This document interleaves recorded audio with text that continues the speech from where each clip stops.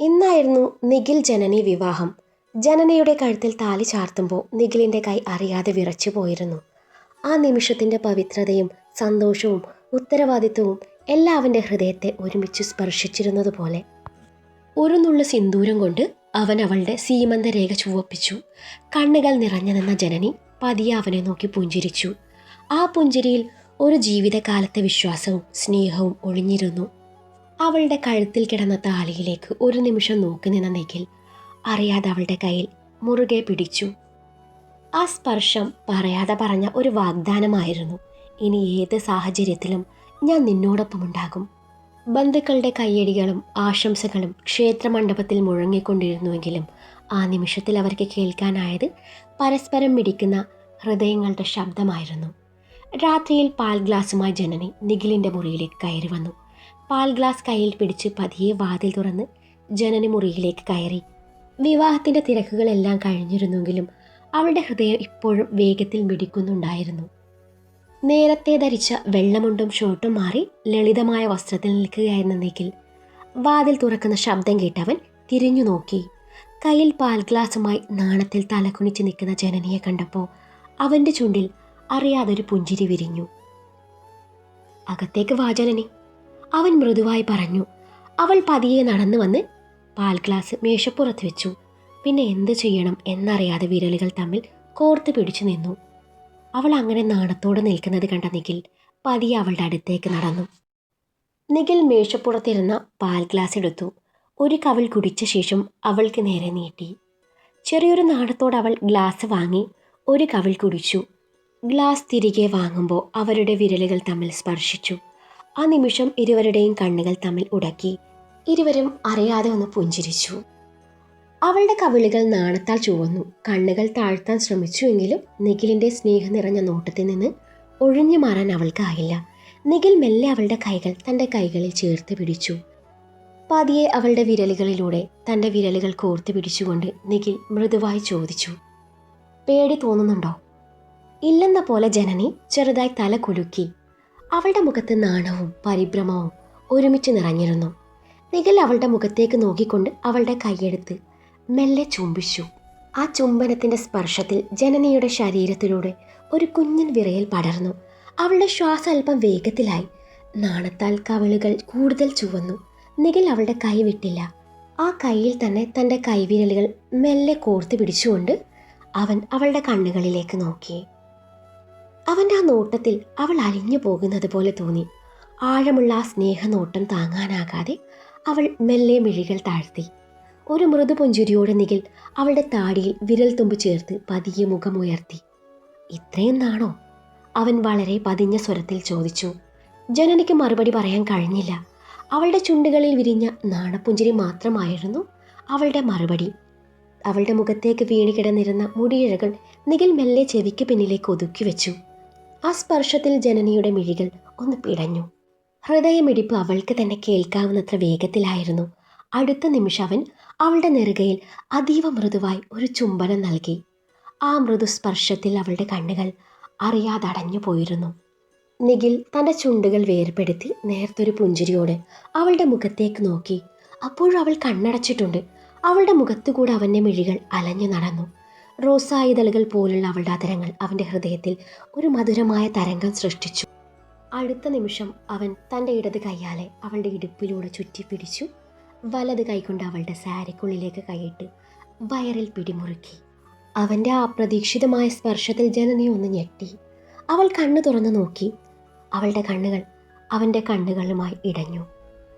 അവരുടെ അതരങ്ങൾ ഒരു നിമിഷം മൃദുവായി തമ്മിൽ സ്പർശിച്ചു. അവൻ്റെ ചുടുനിശ്വാസം അവളുടെ മുഖത്തേക്ക് മെല്ലെ തഴുകിയെത്തി. നിഖിൽ അവളുടെ അതരങ്ങളെ പൂർണ്ണമായും സ്വന്തമാക്കിയതും അവളുടെ വിരലുകൾ അറിയാതെ നിഖിലിൻ്റെ ഷർട്ടിൽ മെല്ലെ മുറുകി പിടിച്ചു. നിമിഷങ്ങൾ കടന്നുപോയി. ദീർഘചുംബനത്തിനു ശേഷം നിഖിൽ മെല്ലെ അവളുടെ ചുണ്ടുകളെ വേർപെടുത്തി. ഇരുവരുടെയും നെറ്റികൾ പരസ്പരം ചേർന്ന് നിന്നു. ആ നിമിഷം ഇരുവരും ഒന്നും പറഞ്ഞില്ല. അവരുടെ വേഗമേറിയ ശ്വാസത്തിൻ്റെ താളം മാത്രമായിരുന്നു ആ നിശബ്ദതയിൽ നിറഞ്ഞു നിന്നത്. ജനനി നാണത്തോടെ മിഴികൾ താഴ്ത്തി. കവിളുകളിൽ പടർന്ന ചുവപ്പ് കണ്ടപ്പോൾ നിഖിലിൻ്റെ ചുണ്ടിൽ ഒരു മൃദു പുഞ്ചിരി വിരിഞ്ഞു. അവൻ അവളുടെ നെറുകയിൽ സ്നേഹത്തോടൊരു ചുംബനം നൽകി. "ഇത്രയും നാണം എന്തിനാ?" അവൻ മെല്ലെ ചോദിച്ചു. അവൾ പുഞ്ചിരിച്ചുകൊണ്ട് അവൻ്റെ നെഞ്ചിലേക്ക് മുഖം ചേർത്തു. അവൻ അവളെയും കൈകളിൽ എടുത്ത് ബെഡിലേക്ക് നടന്നു. ബെഡിൽ അവളെ പതിയെ കിടത്തി. അവളുടെ ഇരു കണ്ണിലും മൂക്കിലും താടിത്തുമ്പിലും അവൻ മൃദുവായി ചുംബിച്ചു. അവളുടെ തൊണ്ടക്കുഴിയിലൂടെ അവൻ്റെ അതിരങ്ങൾ താഴേക്കിറങ്ങുമ്പോൾ ജനനിയുടെ ശ്വാസം ഒന്ന് വേഗത്തിലായി. അവളുടെ വിരലുകൾ ബെഡ്ഷീറ്റിൽ മുറുകെ പിടിച്ചുവെങ്കിലും അവൻ്റെ ഓരോ സ്പർശത്തിലും അവൾക്ക് അനുഭവപ്പെട്ടത് തന്നോടുള്ള അതിയായ പ്രണയവും സ്നേഹവും മാത്രമായിരുന്നു. അവിടുന്ന് അവൻ്റെ അതിരങ്ങൾ അവളുടെ കഴുത്തിലാകെ ഒഴുകി നടന്നതും അവളുടെ വിരലുകൾ അവൻ്റെ മുടിയിലേക്ക് നൂണ്ടു കയറി. അവളുടെ മാറിലെ മറ നീക്കിക്കൊണ്ട് അവൻ സാരി തലപ്പ് മാറ്റിയതും അവളുടെ ഹൃദയം ഒന്ന് വിറച്ചു പോയിരുന്നു. അവൻ്റെ മുഖത്ത് നോക്കാനാവാതെ അവൾ മിഴികൾ താഴ്ത്തിയ നിമിഷം അനുവാദത്തിനെന്നവൻ അവൻ അവളുടെ മുഖത്തേക്ക് നോക്കി. അവളുടെ മുഖത്ത് വിരിഞ്ഞ ആ നാണപ്പുഞ്ചിരി മാത്രം മതിയായിരുന്നു അവന്. അവൻ അവളുടെ മാറിലേക്ക് മുഖം പൂഴ്ത്തി. അവളിൽ നിന്നും ഒരു ഏങ്ങൽ ഉയർന്നു. പ്രണയം മറ്റു പലതിലേക്കും വഴിമാറി. അവൻ സമ്മാനിക്കുന്ന അനുഭൂതിയിൽ അവൾ വെന്തുരുകി. അവരുടെ പ്രണയ നിമിഷങ്ങൾക്ക് ആ രാത്രിയിലെ നിശബ്ദത പോലും സാക്ഷിയായി നിന്നു. പുറത്ത് ചന്ദ്രപ്രകാശം ജനാലയിലൂടെ മുറിയിലേക്ക് ഒഴുകിയെത്തി. ആ വെള്ളി വെളിച്ചത്തിൽ ജനനി പൂർണ്ണമായും നിഖിലിന് സ്വന്തമായി. അങ്ങനെ 2 മാസം പെട്ടെന്ന് കടന്നുപോയി. ഇന്നായിരുന്നു നിദ്രയുടെ പരീക്ഷാഫലം വന്നത്. എല്ലാവരും ആകാംക്ഷയോടെ റിസൾട്ട് നോക്കി നിൽക്കുമ്പോൾ അഭി പറഞ്ഞതുപോലെ അഖിലയേക്കാൾ 1 മാർക്ക് മാത്രമല്ല 25 മാർക്ക് അധികം നേടി നിദ്ര ക്ലാസ്സിലെ ടോപ്പറായി. റിസൾട്ട് കണ്ട നിമിഷം കോളേജ് മുഴുവൻ കയ്യടികളാലും അഭിനന്ദനങ്ങളാലും നിറഞ്ഞു. അധ്യാപകരും കൂട്ടുകാരും നിദ്രയെ അഭിനന്ദിച്ചു പൊതിഞ്ഞു. സന്തോഷം കൊണ്ട് അവളുടെ കണ്ണുകൾ നിറഞ്ഞു. ഒരു കാലത്ത് തനിക്ക് കഴിയില്ലെന്ന് പറഞ്ഞവർക്കുള്ള ഏറ്റവും മനോഹരമായ മറുപടിയായിരുന്നു ആ വിജയം. പക്ഷേ ആ വാർത്ത അഖിലയ്ക്ക് സഹിക്കാനായില്ല. അസൂയയും ആഘാതവും ഒരുമിച്ച് താങ്ങാനാകാതെ അവൾ തളർന്നു വീണു. ഉടൻ തന്നെ അടുത്തുള്ള ആശുപത്രിയിലേക്ക് കൊണ്ടുപോയി. വിധിയുടെ മറ്റൊരു കളിയെന്ന പോലെ അത് ഷോൺ ജോലി ചെയ്യുന്ന ആശുപത്രിയായിരുന്നു. നിദ്രയും അഭിയും ഒരുമിച്ചാണ് അഖിലയെ കാണാൻ ഹോസ്പിറ്റലിലെത്തിയത്. ഒടുവിൽ നിദ്രയുടെ നിർബന്ധത്തിന് വഴങ്ങിയ അഭി കൂടുതലൊന്നും പറയാൻ നിന്നില്ല. അഖിലയുടെ കൂട്ടുകാരികൾ എന്ന രീതിയിലാണ് അവരവിടെ ചെന്നത്. എന്നാലും തിരികെ മടങ്ങും മുൻപ് അഭി അഖിലയുടെ കാതിൽ എന്തോ ഒരു സ്വകാര്യം പറഞ്ഞിരുന്നു. അന്നേരം അഖിലയുടെ മുഖഭാവം മാറുന്നത് നിദ്ര ശ്രദ്ധിച്ചിരുന്നു. വിഷമിക്കേണ്ട അമ്മേ, എല്ലാം ശരിയാവും, ഞാൻ അവളെ ആശ്വസിപ്പിച്ചിട്ടുണ്ട്. അവിടെ നിന്ന് മടങ്ങാൻ നേരം അഭി അഖിലയുടെ അമ്മയുടെ കരം കവർന്നുകൊണ്ട് നിഷ്കുവായി പറഞ്ഞു, എന്താടി നീ അവളുടെ ചെവിയിൽ പറഞ്ഞേ? ആശുപത്രിയുടെ ഇടനാഴിയിലൂടെ മുന്നോട്ട് നടക്കുന്നതിനിടയിൽ നിദ്ര അഭിയോട് ചോദിച്ചു. അത് എന്നോടും അവളോടും ഒപ്പം മണ്ണിൽ അലിഞ്ഞു ചേരട്ടെ എന്നുള്ള അഭിയുടെ ദൃശ്യം സ്റ്റൈൽ ഡയലോഗ് കേട്ട് നിദ്ര പിന്നീട് ഒന്നും ചോദിക്കാൻ നിന്നില്ല. എടി അഭി, നീ നടന്നോട്ടാ, ഞാനേ ഇച്ചായനെ കണ്ടിട്ട് വരാം. റിസൾട്ട് അറിഞ്ഞത് മുതൽ ഇച്ചായനെ നേരിൽ കണ്ട് പറയാൻ പോലും പറ്റിയില്ല. അതും പറഞ്ഞ് നിദ്ര ഷോണിൻ്റെ OP റൂമിന് അരികിലേക്ക് നടന്നു. ഡോർ തുറന്ന് അകത്തേക്ക് കണ്ണോടിച്ചു.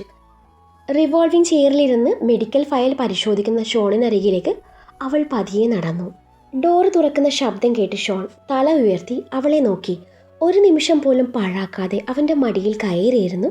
അവൻ്റെ അതിരങ്ങൾ മുഴുവനായും കവർന്നു. അവനെന്തോ പറയാൻ ശ്രമിച്ചു. അന്നേരം അവൾ അതിന് സമ്മതിക്കാതെ നാവുകൊണ്ട് അവൻ്റെ നാവിനെ ചുഴറ്റി വലിച്ചു. അവൻ്റെ കണ്ണുകൾ താനെ അടഞ്ഞു. അവളുടെ വലത് കൈവിരൽ അവൻ്റെ ഷർട്ടിനുള്ളിലൂടെ നെഞ്ചിലേക്ക് കടന്നിരുന്നു. അവൾ തൻ്റെ ഇടത് കൈയാലെ ഇൻ ചെയ്തു വെച്ചിരുന്ന അവൻ്റെ ഷർട്ട് വലിച്ചെടുത്തു. അവളുടെ കൈ അവൻ്റെ എവിടെയൊക്കെയോ സ്പർശിക്കുന്നുണ്ട്. അവനൊന്ന് പിടഞ്ഞുപോയി. പെട്ടെന്നാണ് വാഷ്റൂമിൻ്റെ ഡോർ തുറന്ന് അജു മുറിയിലേക്ക് വരുന്നത്. അജു ഒരു നിമിഷം അവിടെ തന്നെ നിശ്ചലമായി നിന്നു. മുന്നിൽ കണ്ട കാഴ്ചയിൽ അവൻ്റെ കിളി മുഴുവൻ പറന്നുപോയി. ശബ്ദം കേട്ട ഭാഗത്തേക്ക് തിരിഞ്ഞു നോക്കിയ നിദ്രയുടെ കണ്ണുകൾ മിഴിഞ്ഞു വന്നു. നിദ്ര തൻ്റെ ചുണ്ടുകൾ അവൻ്റെ ചുണ്ടിൽ നിന്നും മോചിപ്പിച്ചു.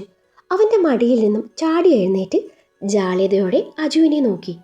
പിന്നെ കാറ്റിലും വേഗത്തിൽ പുറത്തേക്ക് നടന്നു. അടുത്ത നിമിഷം പോയതിലും വേഗത്തിൽ നിദ്ര തിരിച്ചു വന്നു. അന്നേരം ഷോണിനെ വല്ലാത്ത ഭാവത്തിൽ നോക്കുന്ന അജുവിനെയാണ് കാണുന്നത്. ഷോണിൻ്റെ ടേബിളിൽ കിടക്കുന്ന തൻ്റെ ഫോൺ എടുത്ത് തിരിഞ്ഞു നടക്കാൻ നേരം അവളുടെ കണ്ണുകൾ ഷോണിലേക്ക് നീണ്ടു. തൻ്റെ കീഴ്ച്ചുകൊണ്ട് അമർത്തി തുടച്ചുകൊണ്ട് ഷോൺ അവളെ ഒരുതരം ഭാവത്തിൽ നോക്കി. അവൾ പിന്നീട് ഒരു നിമിഷം പോലും അവിടെ നിന്നില്ല. ഡോറും തുറന്ന് ഒരൊറ്റ പോക്കായിരുന്നു. ഷോൺ തൻ്റെ ഷർട്ടിൻ്റെ ബട്ടൺസ് ഇട്ടുകൊണ്ട് ചമ്മലോട് അജുവിനെ നോക്കി. അവൾ ക്ലാസ് ടോപ്പറായതിൻ്റെ ആവേശം കാണിച്ചതാ. ചമ്മൽ മറച്ചു പിടിച്ചുകൊണ്ട് ഷോൺ പറഞ്ഞു. അവൻ എഴുന്നേറ്റ് കൊണ്ട് തൻ്റെ മുടി നേരെ ഇട്ടു. ആവേശം ഇത്തിരി കൂടിപ്പോയിട്ടാ, ആ പാൻറ്റിൻ്റെ സിബിടടാ. അജുവിൻ്റെ പറച്ചിൽ കേട്ടപ്പോഴാണ് ഷോൺ അത് ശ്രദ്ധിക്കുന്നത്. ഈശോ, ഈ പെണ്ണ് അതും അഴിച്ചായിരുന്നോ എന്നും മനസ്സിൽ പറഞ്ഞ് ഷോൺ ചമ്മലോട് അവനെ നോക്കി. നിദ്രയുടെ മികച്ച വിജയം പ്രമാണിച്ച് മാധവ് വീട്ടിൽ ഒരു സദ്യ തന്നെ ഒരുക്കി. കൂട്ടത്തിൽ നിദ്രയ്ക്ക് ഇഷ്ടപ്പെട്ട വിവിധ ഇനം പലഹാരങ്ങൾ ഉണ്ടാക്കി. നിദ്രയുടെ അമ്മക്ക് പുറമെ നിഖിലും ജനനിയും ഒരുപാട് സന്തോഷിച്ചപ്പോൾ നിധി മാത്രം ഒരുതരം അസൂയയോടെയാണ് നിദ്രയുടെ ഈ വിജയം നോക്കിക്കണ്ടത്. അവളുടെ റിസൾട്ട് നേരത്തെ വന്നിരുന്നു. പ്രതീക്ഷിച്ച വിജയം അവൾക്കില്ലായിരുന്നു. അതിനൊക്കെ പുറമെ ജിതിൻ കുടുംബത്തോടൊപ്പം ആ നാട്ടിൽ നിന്നും താമസം മാറിയതും നിദ്രയോടുള്ള അവളുടെ ശത്രുത ഇരട്ടിച്ചു. പുറമെ പ്രകടിപ്പിച്ചില്ലെങ്കിലും അവളുടെ ഉള്ളിൽ നിദ്രയോട് പകയെരിഞ്ഞു. ആഘോഷമൊക്കെയും കഴിഞ്ഞ് രാത്രിയിലാണ് നിദ്രയും ഷോണും അവിടെ നിന്ന് മടങ്ങിയത്. വിലപിടിപ്പുള്ള ഡയമണ്ട് റിംഗ് ആണ് ഷോൺ അവൾക്ക് സമ്മാനമായി നൽകിയത്. തനിക്ക് ഈ സമ്മാനമല്ല വേണ്ടത്, എനിക്കന്ന് വാക്ക് നൽകിയ അതാണ് വേണ്ടത്. വീട്ടിലേക്കുള്ള യാത്രയിൽ മോതിരത്തിലേക്ക് നോക്കിക്കൊണ്ട് നിദ്ര പറഞ്ഞതും ഷോൺ അവളെ കൂർപ്പിച്ചു നോക്കി. തുടങ്ങിയോ വീണ്ടും? ഇനി ഇക്കാര്യങ്ങാനും മിണ്ടിയാലെ 2 വർഷം എന്നത് ഞാൻ 5 വർഷമാക്കി നീട്ടും എന്നുള്ള അവൻ്റെ പറച്ചിൽ കേട്ട് നിദ്ര മുഖം വീർപ്പിച്ചിരുന്നു. വീടെത്തിയതും വണ്ടിയിൽ നിന്ന് ഇറങ്ങാൻ കൂട്ടാക്കാതെ നിൽക്കുന്ന പെണ്ണിൻ്റെ എവിടെയൊക്കെ ഉമ്മ വെച്ചും ഇക്കിളി കൂട്ടിയും അവൻ അവളുടെ പിണക്കം തീർത്തു. സ്ഥാനം മാറിക്കിടക്കുന്ന ഡ്രസ്സ് നേരെയാക്കി അവനെ ഒന്നുകൂടെ നോക്കി നിദ്ര വണ്ടിയിൽ നിന്നിറങ്ങി. പിന്നാലെ ഷോണും ഇറങ്ങി. മുൻവശത്തെ ഡോറ് തുറന്ന് കിടക്കുകയായിരുന്നു. അതിനിടയിൽ ഒരു കോള് വന്നതും ഷോൺ സംസാരിച്ചു തുടങ്ങി. നിദ്ര അകത്തേക്ക് നടന്നു. സാറയും ലിയയും ഹാളിലിരുന്ന് TV കാണുന്നുണ്ട്. നിദ്ര വിടർന്ന കണ്ണുകളോടെ അവരുടെ അരികിലേക്ക് നടന്നു. ഇരുവരും താല്പര്യമില്ലാത്ത മട്ടിൽ നിദ്രയെ നോക്കി. ലിയ, ദേ എൻ്റെ അമ്മയുണ്ടാക്കിയ പലഹാര, അമ്മ നിനക്ക് വേണ്ടി തന്നതാ. നിദ്ര തൻ്റെ കയ്യിലെ ഭക്ഷണപ്പൊതി അവൾക്ക് നേരെ നീട്ടിക്കൊണ്ട് പറഞ്ഞു. എനിക്കെങ്ങും വേണ്ട, ലിയ ഇഷ്ടക്കേടോടെ പറഞ്ഞു. ലിയ ഒന്ന് കഴിച്ചു നോക്കിക്കേ, നിനക്കിഷ്ടപ്പെടും. ഗർഭിണികളുടെ ഇഷ്ട പലഹാര ഇത്. ഒന്ന് കൊണ്ടുപോകുന്നുണ്ടോ? എനിക്കിതിൻ്റെ മണം പിടിക്കുന്നില്ല. ശല്യം. ലിയ മുഖം ചൊളിച്ചുകൊണ്ട് പറഞ്ഞു. ലിയ, ഞാൻ നിന്നോടല്ല പറഞ്ഞത് കൊണ്ടുപോവാൻ. ഓരോന്ന് കൊണ്ടുവന്നോളും. നിന്റെ വീട്ടിലെ പലഹാരമൊന്നും ഇവിടെ ആർക്കും വേണ്ട. ചിലരെ അസൂയ കാരണം ഇതിലെന്തൊക്കെയാ ചേർത്തേന്നേ ആർക്കറിയാം. സാറ ലിയയെ പിന്തുണച്ചുകൊണ്ട് പറഞ്ഞു. നിദ്രയുടെ മുഖത്തെ ചിരി ഒരു നിമിഷം കൊണ്ട് മാഞ്ഞു. കയ്യിൽ നീട്ടിപ്പിടിച്ചിരുന്ന പലഹാരപ്പൊതി അവൾ പതിയെ താഴ്ത്തി. സാറയുടെ വാക്കുകൾ അവളുടെ ഹൃദയത്തിൽ ആഴത്തിൽ കൊണ്ടെങ്കിലും മറുപടി പറയാൻ അവൾ ശ്രമിച്ചില്ല. അങ്ങനെയൊന്നും പറയരുത് മമ്മി, എൻ്റെ അമ്മ സ്നേഹത്തോടെ ഉണ്ടാക്കിയതാ, അല്ലാതെ അതിൽ മറ്റൊന്നുമില്ല. നിദ്ര ശാന്തമായി പറഞ്ഞു. ആർക്കറിയാം, തൽക്കാലം നിന്റെ വീട്ടുകാരുടെ സ്നേഹമൊന്നും ഇവിടെ ആർക്കും വേണ്ട, സാറ പുച്ഛത്തോടെ പറഞ്ഞു. ഇതൊക്കെയും കേട്ടുകൊണ്ടാണ് ഷോൺ അകത്തേക്ക് വരുന്നത്. അവൻ മറുപടി പറയാൻ നിൽക്കാതെ നിദ്രയുടെ കയ്യിലെ പൊതി വാങ്ങി അത് തുറന്ന് അവിടെ ഇരുന്ന് അവരുടെ മുന്നിൽ വെച്ച് തന്നെ ആസ്വദിച്ച് കഴിക്കാൻ തുടങ്ങി. അതിനിടയിൽ അവൻ മാധവിയെ പുകഴ്ത്താനും മറന്നില്ല. ഇതിലും മനോഹരമായി അവർക്ക് മറുപടി കൊടുക്കാൻ പറ്റില്ലെന്ന് അവൻ അറിയാമായിരുന്നു. നിദ്ര, ബാക്കിയെ നമ്മുടെ മുറിയിൽ വെച്ചേക്ക്, ഞാൻ പിന്നെ കഴിച്ചോളാം. ഷോണിന്റെ വാക്കുകൾ കേട്ട് നിദ്രയുടെ കണ്ണു നിറഞ്ഞു. പുറത്ത് ഡാനിയലിന്റെ കാർ വന്ന് നിൽക്കുന്ന ശബ്ദം വീടിനകത്തുണ്ടായിരുന്ന എല്ലാവരും കേട്ടു. ഡൈനിങ് ടേബിളിൽ നിന്ന് ഷോൺ പതിയെ എഴുന്നേറ്റ് കൈ കഴുകി. അതേസമയം മുൻവാതിൽ തുറന്ന് ഡാനിയൽ അകത്ത് കയറി. പതിവിലും അസാധാരണമായ ഗൗരവം അദ്ദേഹത്തിന്റെ മുഖത്ത് നിറഞ്ഞു നിന്നിരുന്നു. ആ മുഖഭാവം കണ്ട നിമിഷം തന്നെ എന്തോ കാര്യമായ പ്രശ്നമുണ്ടെന്ന് ഷോണിന് മനസ്സിലായി. റോണി എവിടെ? ഡാനിയലിന്റെ ശബ്ദത്തിൽ പതിവിലും കടുപ്പമുണ്ടായിരുന്നു. മുറിയിലുണ്ട്, മറുപടി പറഞ്ഞത് സാറയായിരുന്നു. അവനെ ഇങ്ങോട്ട് വിളിക്ക്. എന്തിനായിപ്പോൾ അവനെ വിളിക്കുന്നേ? അവന് കിടക്കുകയാണെന്ന് തോന്നുന്നു. സാറയുടെ വാക്കുകൾ പൂർത്തിയാക്കുന്നതിന് മുന്നേ ഡാനിയൽ അവളെ തറപ്പിക്കുന്ന രീതിയിൽ ഒന്ന് നോക്കി. അവൻ്റെ കിടത്തം ഞാനിപ്പോൾ തീർത്ത് തരുന്നുണ്ട്. ആ വാക്കുകളിൽ അടക്കി പിടിച്ച ദേഷ്യം വ്യക്തമായിരുന്നു. എന്താ ഉണ്ടായേ? സാറ വീണ്ടും സംശയത്തോടെ ചോദിച്ചു. മിണ്ടരുത് നീ. ഡാനിയലിന്റെ ശബ്ദം അല്പം കൂടി ഉയർന്നു. നീ ഒറ്റ ഒരുത്തിയ അവനെങ്ങനെ വഷളാക്കിയത്. തെറ്റ് ചെയ്താലും ന്യായീകരിച്ചും തലോടിയും നടക്കുന്നതിൻ്റെ ഫല ഇത്. അദ്ദേഹം ഒരു നിമിഷം നിർത്തി ലിയയുടെ നേരെ തിരിഞ്ഞു. ലിയ, പോയി റോണിയെ വിളിച്ചുകൊണ്ടുവരൂ. ഡാനിയലിന്റെ സ്വരത്തിലെ അസാധാരണമായ കാഠിന്യം മനസ്സിലാക്കിയ ലിയ ഒരു വാക്ക് പോലും മിണ്ടിയില്ല. ഹൃദയമിടിപ്പ് അല്പം വേഗത്തിലായെങ്കിലും അവൾ പതിയെ മുറിയിലേക്ക് നടന്നു. എന്താ പപ്പ, എന്താ സംഭവിച്ചത്? ഷോൺ ആശങ്കയോടെ ചോദിച്ചു. ഡാനിയൽ ദേഷ്യം അടക്കാനാവാതെ പറഞ്ഞു. അവൻ്റെ അശ്രദ്ധ കാരണം എത്ര വലിയ നഷ്ടങ്ങളാണ് നമുക്കുണ്ടായത്. കോടികളുടെ നമ്മുടെ പുതിയ പ്രൊജക്റ്റ് നഷ്ടപ്പെട്ടു. അത് ഞാനങ്ങ് സഹിച്ചു. പക്ഷെ ഇന്ന് അക്കൗണ്ട്സ് പരിശോധിച്ചപ്പോൾ 1 കോടി രൂപയുടെ കുറവ് കണ്ടെത്തിയ. അവനറിയാതെ ഇങ്ങനൊന്നും സംഭവിക്കില്ല. അതിനു പുറമെ പലതവണ എന്നോട് പറയാതെയാണ് അക്കൗണ്ട്സിൽ നിന്ന് അവൻ പണം പിൻവലിച്ചത്. ഡാനിയലിന്റെ വാക്കുകൾ കേട്ടതോടെ ഷോണിന്റെ മുഖം മങ്ങി. അപ്പോഴേക്കും റോണി ലിയോടൊപ്പം അങ്ങോട്ടെത്തി. ഡാനിയൽ അക്കൗണ്ട്സ് രേഖകൾ അവൻക്ക് നേരെ നീട്ടി കടുത്ത സ്വരത്തിൽ ചോദിച്ചു. പറ റോണി, ഇതിനെന്താ നിന്റെ വിശദീകരണം? റോണി ഒരു നിമിഷം ആ പേപ്പറുകളിലേക്ക് നോക്കി നിന്നു. മുഖത്ത് ഭയത്തിൻ്റെ ചെറിയൊരു നിഴൽ മിന്നി മറഞ്ഞെങ്കിലും അടുത്ത നിമിഷം അത് അഹങ്കാരം കൊണ്ട് മറച്ചു. പപ്പ, ബിസിനസ്സിൽ ഇങ്ങനെയൊക്കെ ചെറിയ ഡിഫറൻസ് ഒക്കെയും വരും. അതിന് ഇത്ര വലിയ സീൻ ക്രിയേറ്റ് ചെയ്യേണ്ട ആവശ്യമുണ്ടോ? അവൻ നിസ്സംഗമായി പറഞ്ഞു. ഡാനിയലിൻ്റെ കണ്ണുകൾ ചുവന്നു. ചെറിയൊരു ഡിഫറൻസോ? 1 കോടി രൂപയാണ് കാണാതായത്. അത് നിനക്ക് ചെറിയ തുകയാണോ? ഞാൻ എടുത്തിട്ടുണ്ട്, പക്ഷേ തിരിച്ചിടാൻ ഇരുന്നതാണ്. എവിടെയുണ്ട് ആ പണം? ഡാനിയൽ അലറി. റോണി മറുപടി പറയാതെ തല താഴ്ത്തി. എവിടെയാണെന്ന് ചോദിച്ചില്ലേ? ഡാനിയൽ വീണ്ടും ചോദിച്ചത് അവൻ പതറിയ ശബ്ദത്തിൽ പറഞ്ഞു. ഞാനത് സ്റ്റോക്ക് മാർക്കറ്റിൽ ഇൻവെസ്റ്റ് ചെയ്തു. നിനക്ക് ബുദ്ധിയില്ലേ? കമ്പനിയുടെ പണം എടുത്ത് ചൂതാട്ടം കളിക്കാൻ ആരാണ് നിന്നോട് പറഞ്ഞ്? ഞാൻ വിചാരിച്ചത് ലാഭമുണ്ടാക്കി തിരിച്ചിടാനായിരുന്നു. ലാഭമോ? ഡാനിയൽ പരിഹാസത്തോടെ ചിരിച്ചു. അപ്പോൾ നഷ്ടമായ? കമ്പനിയിലെ 100 കണക്കിന് ജീവനക്കാരുടെ കുടുംബം നോക്കുന്നത് ആരാ? റോണിക്ക് മറുപടി ഉണ്ടായിരുന്നില്ല. ഷോൺ പതുക്കെ മുന്നോട്ട് വന്നു. പപ്പ, ആദ്യം അവൻ മുഴുവൻ കാര്യം പറയട്ടെ. ഡാനിയൽ ഷോണിനെ നോക്കിയെങ്കിലും ഒന്നും പറഞ്ഞില്ല. റോണി, സത്യം പറയേ, 1 രൂപ പോലും മറച്ചു വെക്കരുത്, ഷോൺ ശാന്തമായി പറഞ്ഞു. റോണി ദീർഘനിശ്വാസം എടുത്തു. പണം മുഴുവനൊന്നും പോയിട്ടില്ല. ഏകദേശം 60 ലക്ഷം ഇപ്പോഴും ബാക്കിയുണ്ട്. പക്ഷേ 40 ലക്ഷം നഷ്ടമായി. ആ വാക്കുകൾ കേട്ടതും സാറ കൈകൊണ്ട് വാ പൊത്തി. ഈശോയെ! ലിയ ഞെട്ടലോടെ റോണിയെ നോക്കി. ഡാനിയൽ ഏതാനും നിമിഷങ്ങളൊന്നും സംസാരിച്ചില്ല. ആ നിശബ്ദത തന്നെ എല്ലാവരെയും ഭയപ്പെടുത്തി. പെട്ടെന്ന് അദ്ദേഹം മുന്നോട്ട് വന്ന് റോണിയുടെ കവിളിൽ ശക്തമായി ഒരടി കൊടുത്തു. ഇത് പണം പോയതിനല്ല, ഞാൻ നിന്നിൽ വെച്ച വിശ്വാസത്തെ നീ വഞ്ചിച്ചതിനാണ്. റോണി അടിയുടെ ആഘാതത്തിൽ പിന്നിലേക്ക് തന്നെ മാറി. ഈ നിമിഷം മുതൽ കമ്പനിയിലെ നിന്റെ എല്ലാ അധികാരവും ഞാൻ എടുത്തു മാറ്റുകയാണ്. എല്ലാ ബാങ്ക് ആക്സസും കാർഡുകളും നിർത്തും. ഇനി 1 രൂപ പോലും എൻ്റെ അനുമതിയില്ലാതെ നിനക്ക് കൈകാര്യം ചെയ്യാൻ കഴിയില്ല. റോണിയുടെ മുഖം വിളറി. പപ്പ, പ്ലീസ്.